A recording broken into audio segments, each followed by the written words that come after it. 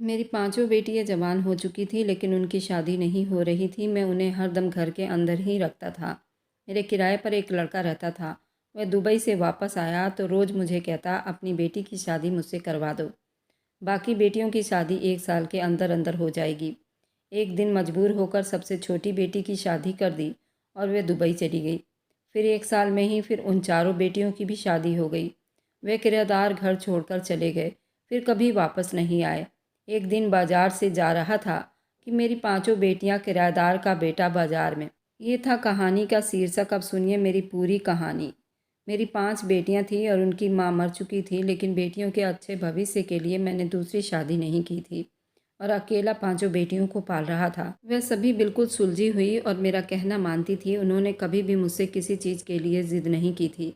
मेरी बात को मेरा हुक्म समझकर मानती थी। मैं खुद एक धार्मिक इंसान था। पूजा पाठ मेरी कभी नहीं छूटती थी और मेरी बेटियां भी घर में पूजा पाठ करना नहीं भूलती थी। और उसके साथ वो बहुत अच्छी और नेक लड़की थी। वह घर से बाहर नहीं निकलती थी।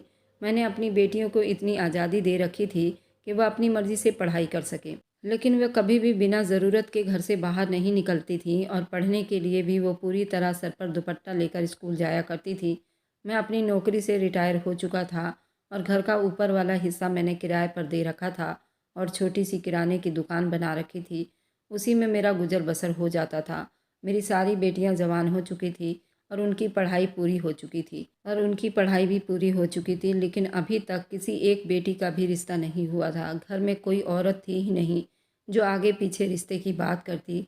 वे और रिश्ता कराने वाली अजीब तरह के रिश्ते बताती थी। उनके लिए मेरा दिल तसल्ली में नहीं होता था और जो अच्छे रिश्ते आते थे उनकी एक ही शर्त होती, लड़की शायद कुएं की मेंढक है, ये घर में ही रहती हैं, उन्हें दुनियादारी की समझ नहीं। और जब ऐसे लोगों की पसंद होती, जिन्हें पूजा पाठ करने वाली लड़कियां पसंद होती और घर में रहने वाली लड़कियां पसंद होती, तो वहाँ मुझे अपनी बेटी देने का दिल नहीं करता, क्योंकि मेरी बच्चियाँ बहुत सीधी थी। न जाने वो लोग उनके सीधेपन का फ़ायदा उठाते। इसलिए मेरी पांचों बेटियां अभी तक कंवारी बैठी थी और मैं उनकी तरह से बहुत ही ज़्यादा परेशान भी था कि जवान बेटियां घर में हो तो बाप को परेशानी तो होती हैं। हमारे घर पर जो किराएदार थे बस 2 ही पति पत्नी थे और वे भी बूढ़े थे, इसलिए मुझे उनके तरफ से कोई समस्या नहीं थी। वैसे भी घर में आने जाने के लिए बाहर से एक रास्ता था और उनके घर में मौजूद होने की वजह से मुझे भी थोड़ी तसल्ली रहती थी कि बेटियां घर में अकेली नहीं हैं। एक दिन उन लोगों का इकलौता बेटा दुबई से पढ़कर वापस आया, लेकिन वह भी अच्छा लड़का था। शक्ल से चालू नहीं दिख रहा था। मुझे उसके किरदार का 1 हफ्ते के अंदर ही अंदाज़ा हो गया था, इसलिए मुझे उसके तरफ से भी तसल्ली हो गई थी। एक दिन शाम को मैं बाहर आंगन में बैठा था कि वह लड़का मेरे पास आया। उसने कहा, मुझे मालूम है आप अपनी बेटियों के लिए रिश्ते की वजह से परेशान हैं। मैं आपको एक ऑफ़र देता हूँ। आप पांचों बेटियों में से जिसकी चाहे मुझसे शादी करवा दो, बाकी चारों की शादी 1 साल के अंदर अंदर ही हो जाएगी। ये मेरी गारंटी है। मैंने उस वक़्त तो उसे डांट कर भेज दिया, लेकिन बाद में उसकी बात पर सोचा तो मुझे ठीक लगा कि वह लड़का अच्छा पढ़ा लिखा है, मेरी बेटी को खुश रखेगा। सारी समस्याएं भी एक एक करके ख़त्म हो रही थी और ये था कि अभी उस लड़के के माँ बाप मेरे पास नहीं आए थे। अब मुझे ये मालूम नहीं था कि वह अपने बाप से परमिशन लेकर आया है या वह खुद से बात कर रहा है। मैं थोड़ा धार्मिक और पारिवारिक इंसान था। मैं ऐसे किसी को मुंह उठाकर अपनी बेटी का रिश्ता नहीं कर सकता था जब तक कोई इज्जत से मांग कर ना लेकर जाता। उसके बाद उस लड़के ने आते जाते रिश्ते के लिए मुझे 2-3 बार पूछा कि आपने क्या फ़ैसला किया है, लेकिन मैं हर बार उसे डांट कर चुप करवा दिया करता था। तुम अपने काम से काम रखो, तुम्हें इस बात से कोई लेना देना नहीं होना चाहिए। लेकिन मेरी गिरती हुई सेहत मुझे परेशान कर रही थी। काफ़ी दिन बीते और मैंने उस लड़के को बुलावा भेजा और उसे कहा कि तुम अपने माँ बाप को भेजो, वे इज्जत से मेरी बेटी का हाथ मांगे तो ही मैं अपनी बेटी का कन्यादान करूँगा। शादी ब्याह में बड़े बुजुर्ग का होना बहुत ज़रूरी होता है। मुझे लगता था इस बात पर वह अपने माँ बाप को नहीं भेजेगा और बात ख़त्म हो जाएगी, लेकिन उसी दिन शाम को उसके माँ बाप आ गए और उन्होंने आकर सबसे छोटी बेटी का रिश्ता मांग लिया। इसलिए मैं पूरे रस्म व रिवाज के साथ अपनी बेटी के सलाह से उन्होंने कहा कि उन्हें कोई समस्या नहीं, अगर छोटी बहन की किस्मत जाग रही है तो पहले छोटी को ही ब्याह देना चाहिए। इस तरह 1 हफ्ते के बाद मैंने अपनी छोटी बेटी की कन्यादान कर उसे विदा कर दिया। उन लोगों ने विदाई की ज़िद शुरू कर दी। उनको दहेज के नाम पर कुछ भी नहीं चाहिए था, बस सादगी से पंडित जी को बुलाकर फेरे डलवाकर और शादी संपन्न करवाना चाहते थे। और बेटी कन्यादान कर दें और विदा कर दें। इसलिए बस थोड़े जानने वाले लोगों को बुलाया और एक छोटी सी फंक्शन की और छोटी बेटी की शादी कर दी। शादी के बाद मेरी बेटी बहुत खुश थी। उसका मेरे घर में भी आना जाना रहता था। उसके ससुराल वाले भी उससे बहुत खुश थे, उसका पति भी, क्योंकि वह हमारे रिश्तेदार हो गए थे। इसलिए वह खुलेआम हमारे घर पर आ जाता था। लेकिन मेरी बेटियां अभी भी उससे ज़्यादा मिलती जुलती नहीं थी। छोटी बेटी की शादी के 4 महीने के बाद ही सबसे बड़ी बेटी का बहुत अच्छे घर से रिश्ता आ गया था। मैं तो हैरान था। जिस तरह मेरे दामाद ने कहा था वैसा ही हो रहा था। उसके ससुराल वालों को भी शादी की जल्दी थी, लेकिन दहेज लेने से उन लोगों ने भी मना कर दिया था। बस छोटी को मैंने ऐसे ही विदा कर दिया और उसके विदाई करने के 4 महीने के बाद ही दूसरी तीनों बेटियों के लिए एक ही घर से रिश्ता आ गया। तीनों लड़के कज़न थे। दोनों बार के ही रिश्ते अच्छे थे। बेटियों के भी फर्ज से अब मैं फ्री होने के बाद मैं खुश था और एक ही साल के अंदर अंदर ही मेरे पांचों बेटियों की शादी हो गई थी।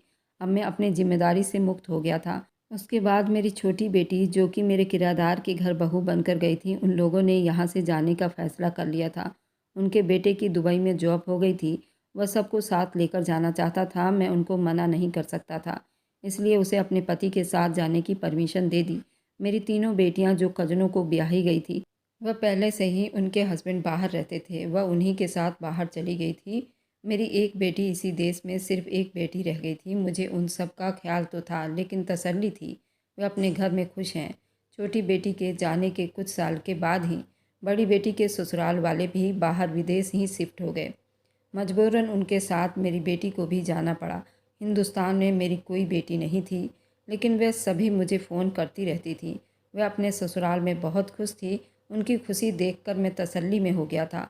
बस कभी कभार दिल चाहता उनसे मिलूं, लेकिन इतनी दूर जाने की मेरी हिम्मत नहीं थी और वैसे भी वह अलग देश में थी। एक से मिलने जाता तो बाकी सबसे भी मिलना पड़ता। मुझे लगता था कि मेरे पास ज़्यादा वक्त नहीं। मेरी सेहत ठीक नहीं रहती थी। मैंने घर में एक नौकर लड़का रखा था। पांचों बेटियां मेरे मना करने के बावजूद मेरे लिए हफ्ते में कुछ न कुछ पैसे भेजती रहती थी और मेरी अपनी दुकान थी और मेरा पेंशन मेरे लिए काफ़ी था। ऊपर वाला हिस्सा तो मैंने पहले ही किराए पर दे रखा था, लेकिन अब बेटियों के जाने के बाद मैं घर के नीचे का हिस्सा भी किराए पर दे दिया था। इसलिए मेरे पास पैसों की कोई समस्या नहीं थी। ज़िंदगी बड़े आराम से बीत रही थी। एक लड़का दुकान पर रख लिया था जो दुकान चलाता था। एक लड़का घर में जो 24 घंटे मेरी देखभाल करता था। एक औरत हफ्ते के हफ्ते आती और हम दोनों के कपड़े धो जाया करती थी। बाकी खाना बनाकर घर की सफाई वह लड़का करता। मुझे अपने बेटे की तरह लगता था, लेकिन बेटियों से मिलने की हसरत दिल ही दिल में रह जाती थी। लड़का मेरी बेटियों के बारे में बातें करता रहता। मेरा दिन यूं ही गुजर जाता। सुबह से शाम में उनके कई फ़ोन आते थे और यूं पूरा दिन बीत जाता था मैं अपनी बेटियों से मिल सकूं। एक दिन मैं बाजार गया तो वह लड़का मेरे साथ नहीं था। वह मुझसे छुट्टी लेकर गांव में अपने माँ बाप के पास चला गया था, इसलिए मुझे खुद ही सब्जी वगैरह लेकर आनी थी। मेरे पुराने दोस्त मिल गए। उसके पास थोड़ी देर बैठा, थोड़ी देर अपनी दुकान पर बैठा। सेहत थोड़ी ठीक हो गई। न जाने मन में क्या सूझा, मैं मॉल की तरफ निकल गया। मैं हमेशा मॉल जाने से कतराता था। एक तो वहाँ बहुत भीड़ होती थी, ऊपर से सामान बहुत महंगे होते थे। लेकिन उस दिन न जाने मुझे क्या हुआ, मैं मॉल की तरफ चल पड़ा। लेकिन मेरी वहाँ जाने की एक वजह थी। मैं उस लड़के के लिए अच्छे कपड़े खरीदना चाहता था जो अपना घर बार छोड़कर मेरी सेवा कर रहा था। लेकिन मुझे क्या मालूम था कि मेरा उस मॉल में जाना ही बवाल बन जाएगा। मैं मॉल के गेट में दाखिल हुआ तो मुझे जैसे शक ने घेर लिया था। मैंने अपनी पांचों बेटियों को देखा, लेकिन मुझे अपना वहम लगा। मेरी तो कोई बेटी हिंदुस्तान में ही नहीं थी। ये वहम समझकर आगे बढ़ गया। लेकिन भगवान की करनी ऐसी हुई, जिस मॉल में मैं दाखिल हुआ वहाँ मेरी पांचों बेटियां खड़ी थीं। उनके साथ वही लड़का जो मेरी सबसे छोटी बेटी का पति था, वह खड़ा था। पांचों की पांचों किसी बात पर ठहाके लगाकर हंस रही थी। मैं तो अपनी बेटियों को ऐसे हिंदुस्तान में देखकर दंग रह गया था। मुझे बहुत गुस्सा आया कि अगर वह हिंदुस्तान में थी तो सबसे पहले मुझसे मिलना चाहिए था। लेकिन वे इस मॉल में घूम रहे हैं और अपने बाप से मिलने नहीं आए। लेकिन उसके अलावा एक और चीज़ थी जिसने मुझे रोक लिया था। मैंने उनको आवाज़ नहीं दी। शायद उनमें से किसी एक की नज़र मुझ पर पड़ गई थी और पांचों जल्दी वहाँ से गायब हो गई थी। उनमें से किसी ने भी मुझसे मिलने की हिम्मत महसूस नहीं की। उन्होंने ऐसे रिएक्ट किया जैसे उन्होंने मुझे देखा ही ना हो। मैं कैसे घर पहुँचा मुझे मालूम नहीं था। रह रहकर वही ठहाके मेरे आंखों के सामने बार बार आ रहे थे। आखिर मेरी बेटियाँ इसी देश में होते हुए भी कभी मुझसे मिलने नहीं आई, क्यों? इस दुख से बेहाल होता तो कभी गुस्से से और कभी मुझे बेबसी महसूस होती थी। घर में कोई था ही नहीं, मैं अकेला ही बैठकर रोता रहा। कोई चुप कराने वाला भी नहीं था। न जाने किस वक्त मेरे दिमाग में दर्द उठा और मैं बेहोश हो गया। शायद उसी हालत में मैं भगवान को प्यारा हो जाता, लेकिन अभी उस दिन से पर्दा मेरे भगवान ने उठाना ही था। इसलिए हमारे किराएदार में से कोई हमारे घर आया और मुझे उस हालत में देखकर जल्दी ही उठाकर अस्पताल ले गया, जहां डॉक्टर ने बताया कि दिमाग की दबाव की वजह से उनके दिमाग की एक नस फट गई है। 4 महीने एडमिट रहने के बाद मेरी तबीयत कुछ ठीक होना शुरू हुई, लेकिन जब मैं होश आता तो वही मंजर मेरी आंखों के सामने आ जाता। मुझे फिर से गुस्सा आने लगता, जिसकी वजह से मेरे सर में दर्द शुरू हो जाता। फिर डॉक्टर इंजेक्शन लगा देती। इसी तरह कई महीने बीत गए। आखिरकार मैंने खुद को संभाल लिया और डॉक्टर ने मेरी बीमारी को लेकर मुझे बहुत सावधान किया, साथ ही मुझे घर भेज दिया। उस बीच वह लड़का भी गांव से आ गया था। इस बार आते हुए वह अपने साथ अपने माँ बाप को भी ले आया था, ताकि अच्छे से मेरी देखभाल कर सके। जिस दिन मैं अस्पताल से घर आया उस दिन मेरी सबसे बड़ी बेटी का फ़ोन आया, लेकिन मैंने गुस्से से फ़ोन उठाने से मना कर दिया और ना ही किसी को फ़ोन उठाने दिया। उस दिन मेरे पांचों बेटी के फ़ोन आते रहे, लेकिन मैंने किसी का भी फ़ोन अटेंड नहीं किया, क्योंकि मैं उन सब पर बहुत गुस्सा था। लेकिन उससे क्या फ़ायदा, क्योंकि दिल ही दिल में बेटियों से मिलने की तड़प तो मैं भी रहा था। लेकिन मुझे भी एक ज़िद थी कि मुझे उनका फ़ोन नहीं उठाना। जब वह हिंदुस्तान में हैं तो उनको चाहिए कि मुझसे मिलने आए। लेकिन एक हफ़्ता बीत गया। उनका फ़ोन कभी कभार आता रहा जो मैं नहीं उठाता था, लेकिन उनमें से कोई भी मिलने नहीं आया। मुझे अब फ़िक्र होने लगी कि मेरी बेटी इतनी बेवफ़ा तो नहीं, हिंदुस्तान में होते हुए भी वह अपने बाप से मिलने ना आए, और वह भी उस हाल में जब मैं उनका फ़ोन तक नहीं उठा रहा था। बाप था ना, अपनी ममता से मजबूर हो गया, और जब सबसे छोटी बेटी का फ़ोन आया तो मैंने उठा ही लिया। वह सबसे छोटी होने की वजह से मेरी लाडली भी बहुत थी। मुझे प्रणाम करने के बाद उसने जल्दी पूछा कि आप मेरा फ़ोन क्यों नहीं उठा रहे थे। दीदी भी बता रही थी कि आप उनका फ़ोन नहीं उठा रहे हैं, आपकी तबीयत तो ठीक है ना। मैंने उसके शब्दों में अपने लिए फ़िक्र महसूस करना मैंने उसके शब्दों में अपने लिए फ़िक्र महसूस करके हैरान रह गया, और मैं सोच रहा था कि फ़ोन उठाते ही पहले उसे ये पूछूंगा कि मुझसे मिलने क्यों नहीं आई। उसके शब्दों में फ़िक्र और मेरे लिए तड़पना मुझे परेशान करके रख दिया था कि मेरी बेटी अगर मुझसे इतना प्यार करती हैं, आखिर ऐसी कौन सी वजह है जो मुझसे मिल नहीं पा रही। मैंने जब उससे पूछा कि वह कब हिंदुस्तान आएगी तो उसने बताया कि उसके ससुराल वालों का अभी कोई इरादा नहीं है, लेकिन मुझे आपकी तबीयत ठीक नहीं लग रही है। मैं कोशिश करूंगी कि हिंदुस्तान आ जाऊं। उसकी बातें सुनकर मुझे अजीब लगा। वह इतनी सफाई से अपने बाप से झूठ क्यों बोल रही थी, लेकिन उसने 2-4 बातों के बाद फ़ोन बंद कर दिया। अब मैंने सोचा कि मुझे बाकी सब लड़कियों से बात करनी चाहिए, उनमें से कोई तो सच बोलेगा। मुझे अपनी बेटियों पर गुस्सा आने के साथ साथ शक भी हो रहा था कि कोई तो वजह है जो वो अपने बाप से झूठ बोल रही हैं। मेरी बाकी चारों बेटियों ने भी यही कहा था कि वह अभी हिंदुस्तान में नहीं हैं और ना ही अभी आ सकती हैं। अगर मैंने खुद अपनी आंखों से उनको देखा ना होता तो शायद यकीन कर लेता कि वो मेरी बेटियां नहीं थी, क्योंकि उनके बोले हुए शब्दों से मुझे ऐसा महसूस नहीं हो रहा था कि वह झूठ बोल रही हैं।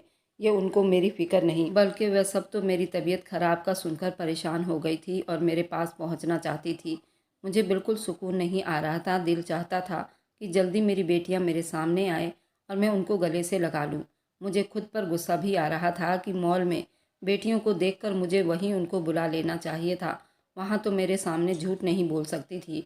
उस दिन के बाद बहुत बार उस मॉल के चक्कर लगा चुका था, लेकिन फिर वह मुझे वहाँ कभी नज़र नहीं आई, और परेशानी मुझे दिन ब दिन कमज़ोर कर रही थी। सेहत गिरती जा रही थी। मेरे किराएदार, मेरे घर काम करने वाले सभी मुझसे बहुत प्यार करते थे और मेरा बहुत ख्याल भी रखते थे, लेकिन उन सब के बावजूद भी मेरी बेटियों की बराबरी नहीं हो सकती थी। एक दिन मैं वैसे ही दोबारा से मॉल घूमने गया था। शायद दिल में ये ख्याल भी था कि ऐसे ही मेरे आगे मेरी बेटियां आ गई थीं तो आज भी नज़र आ जाएंगी। लेकिन हुआ यूं ही कि मेरी तबीयत पहले से ही ख़राब थी। मॉल में घूमने की वजह से मेरा बीपी लो होना शुरू हो गया और मुझे महसूस होना शुरू हो गया अब और ज़्यादा नहीं चल सकता। इसलिए वापस मैं एक होटल में आ गया। वहाँ 5 स्टार होटल था, लेकिन मुझे खाना नहीं खाना था। उसके पास और भी महंगे महंगे होटल थे, इसलिए मैं वहाँ से उठकर दूसरे होटल में चला गया। वहाँ जाकर बैठा तो होटल के रूल के हिसाब से वेटर मेरे पास आया। मैंने उससे अच्छा सा जूस लाने को कहा और टेबल पर पहले से रखा हुआ जग में से पानी डालकर पिया तो तबीयत कुछ ठीक हुई। अब मैंने गौर करना शुरू किया, ये कोई बहुत ही अच्छा होटल था। हर तरफ यहाँ महंगे-महंगे फर्नीचर और खूबसूरत पर्दे नज़र आ रहे थे और कीमती झूमर ने उस होटल में और चार चाँद लगा दिया था। लेकिन मुझसे उसे क्या लेना-देना था? मैं तो सिर्फ़ जूस के इंतज़ार में बैठा था कि तबीयत कुछ ठीक हो। थोड़ी देर में ही वेटर जूस लेकर आ गया। मैं जूस पीकर बिल पे किया, लेकिन चलते-चलते मेरी नज़र दूसरी मंजिल के बालकनी में पड़ी। वो मंज़र देखकर मैं वहीं जम सा गया। उस बालकनी में मेज़ के पास मेरी पांचों बेटियां बैठी हुई थीं। मैंने मौका देखकर तेज़ी से सीढ़ियों की तरफ बढ़ गया। उनको तो शायद ख्याल भी नहीं होगा कि इस होटल में उनका बाप भी आ सकता है। मैं तेज़ी से ऊपर गया और सीधा उनके टेबल की तरफ बढ़ा। मुझे देखकर वह सब परेशान हो गई, लेकिन उन पाँचों ने ऐसे रिएक्ट किया जैसे मुझे जानती ना हो। मैंने उससे बात करने की कोशिश की तो एक बेटी ने मुझे घूर कर गुस्से से यहाँ से जाने को कहा।